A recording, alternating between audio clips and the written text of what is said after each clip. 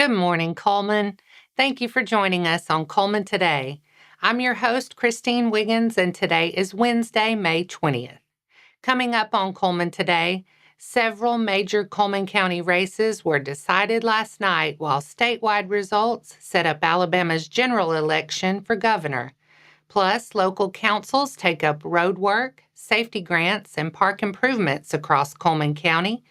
And East Elementary is celebrating 90 years of history as Cullman City Schools looks ahead to the campus's next chapter. All of this, plus sports, weather, and more. Now let's take a closer look at the top stories happening in Cullman today. Unofficial results from Tuesday's primary election showed several major local races decided in Cullman County, along with early statewide results in Alabama's governor and Senate contests. According to Cullman County's 50 of 51 precinct report, more than 16,700 ballots were cast for an unofficial turnout of 25%. In the closely watched sheriff's race, Chad Whaley defeated Tim Creel with more than 66% of the vote. Cullman Today was there for Whaley's reaction. Very excited, very humbled, very overwhelmed at the moment. It will kick in, I'm sure, a little bit later tonight or tomorrow. The main thing is I'm very grateful. I'm grateful for the citizens of Cullman County. I'm grateful for my family, all the friends, the tremendous amount of support that I received through this entire thing. And most of all, I'm excited. I'm excited going forward that I'm going to have the opportunity to serve all the citizens of Cullman County. And we are going to work together, and we're going to keep this place special. Thank you. Richard Barnett won the Cullman County Commission District 2 race over Josh Speakman, while Kenneth Walker defeated Rayburn Miller in the District 1 contest. Mike Pitts narrowly defeated Kenneth Cornelius in the race for Cullman County Revenue Commissioner. State Senate Garland Gudger Jr. also carried Cullman County over challenger J.R. Bowling in the Senate District 4 Republican primary. In the Public Service Commission Place 1 race, outgoing Cullman County Sheriff Matt Gentry dominated the local vote over incumbent Jeremy Oden. Statewide, early returns showed Tommy Tuberville winning the Republican nomination for governor, while former U.S. Senator Doug Jones secured the Democratic nomination, setting up a November matchup between the longtime political rivals. More details are available at CullmanTribune.com. Several Cullman County municipalities handled local business this week, including road work, grant applications, and park improvements. In Berlin, the Town Council heard updates Monday, May 18th on paving plans for Mount Carmel Drive and County Road 1615. Paving has not started, but some base work has begun. Mayor Patrick Bates also said the town may revisit street name changes while keeping existing house numbers in place. Council members also discussed Christmas decorations, possible shade options at the town park, parking lot striping at the Berlin Farmers Market, and future maintenance options for an abandoned cemetery on County Road 747. In Cullman, the City Council held a special meeting Monday to move ahead with 2 resolutions tied to the U.S. Department of Transportation's Safe Streets and Roads for All program. The Council approved working with Simple Grants for application assistance and authorized Mayor Woody Jacobs to submit the grant application. In Hanceville, council members discussed C.W. Day Park fencing, a new generator for City Hall, Elm Street rezoning, and 2 new library board appointments. A rezoning public hearing is set for June 11th. East Elementary School is celebrating 90 years of history, memories, and community impact as Cullman City Schools prepares for the campus's next chapter. Originally opened as City School in 1936, East has served generations of Cullman families and remains one of the city's most historic schools. The campus once welcomed future President Ronald Reagan during a 1975 visit, and many of its original hardwood floors and high ceilings still remain today. Current principal Melanie Harris said the school has become home to countless families over the decades and called it a living piece of Cullman history. The anniversary comes as East prepares for its final year as an elementary school in 2027. After that, the campus will transition into Cullman City Schools' new pre-K center, while elementary students move to the new Cullman Intermediate School being built at West Elementary. To honor East's legacy, Cullman City Schools has released a series of video retrospectives featuring former principals, teachers, and students sharing memories from nearly a century of East Elementary history. And that's all for our top stories this morning.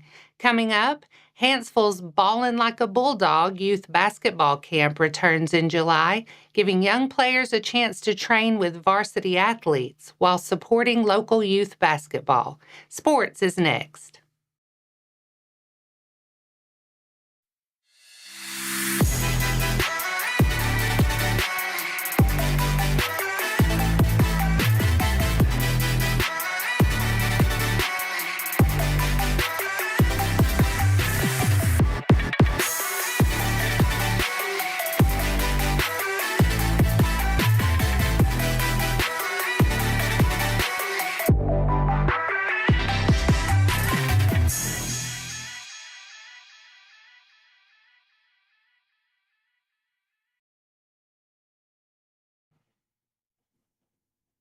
Welcome back.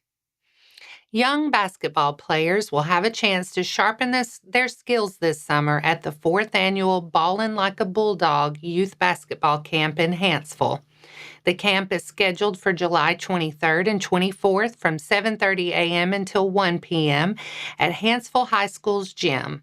Campers will receive instruction from Hanceville High School varsity players, with proceeds helping provide equipment for the Hanceville Youth Basketball Association. The cost is $50 per camper, and organizers say multiple sibling discounts are available. Registration is due by July 15th, and payment is required at the time of sign-up to confirm a spot. Organizers are also accepting tax-deductible donations to help provide snacks and water for campers, along with sponsors for player fees. For registration information, email ballinbballcamp@gmail.com. And that wraps up sports for today. Coming up next, Cullman's food scene is getting a new spotlight with the first ever restaurant week planned for September. Plus, a major investment could help the Cullman County Library take its next step toward future expansion.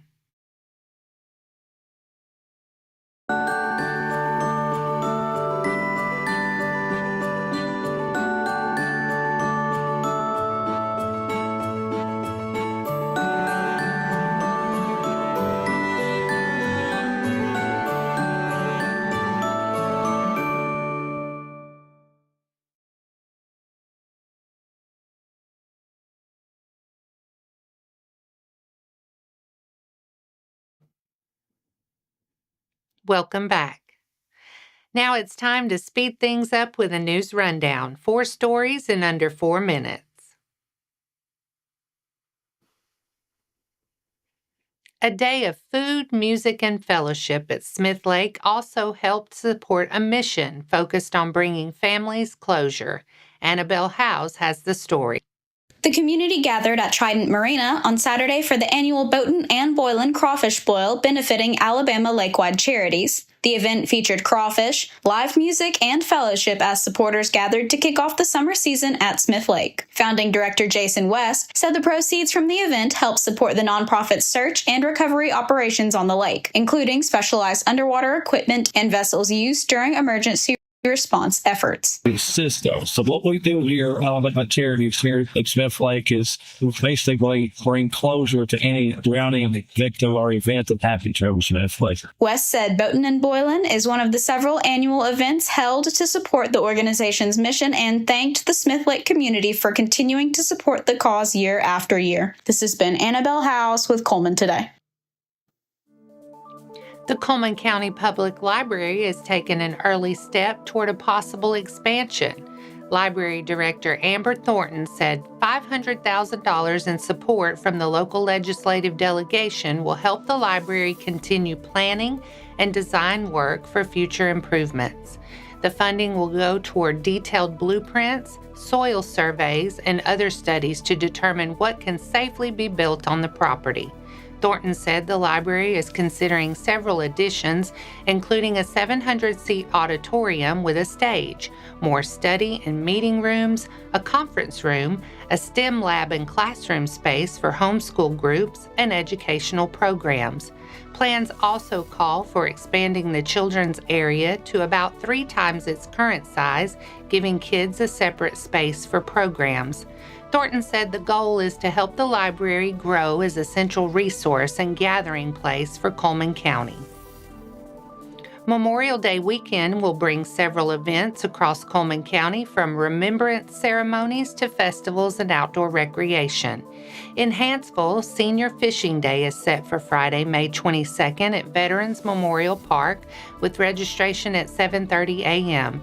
Kids Fish-O-Rama follows Saturday morning for children 14 and younger. Cullman VFW and Auxiliary Post 2214 will host a Memorial Day Remembrance Ceremony at 10 a.m. Saturday at Veterans Memorial Park beside Sportsman Lake Park. Also Saturday, Smith Lake Park will host its Memorial Weekend Festival from 9 a.m. to 3 p.m., while the Hanceville Grilled Cheese Festival runs from 9 a.m. to 5 p.m. in downtown Hanceville. Stony Lonesome will hold a Memorial Day weekend night ride Saturday, and Wildwater Cullman opens for the season at 10 a.m. Visit Cullman has announced the first ever Cullman Restaurant Week planned for September 10th through 21st. The 11-day event will highlight Cullman County's growing food scene, with participating restaurants offering special menus, discounts, or limited time incentives for residents and visitors. The celebration will begin with a kickoff event called Culinary in Cullman, where participating restaurants will offer tastings and interactive experiences. Restaurants must take part in the kickoff event to be included in Restaurant Week. Visit Cullman says the goal is to drive more traffic to local restaurants, encourage diners to try new places, and promote Cullman as a dining destination in North Alabama. A press conference with more details is scheduled for 4 p.m. on May 26th. Restaurants interested in participating can contact Visit Cullman. And that's your 4 stories in under 4 minutes. Now for a quick break before we look at the weather ahead and pay our respects with obituaries. I'll be right back after this quick message.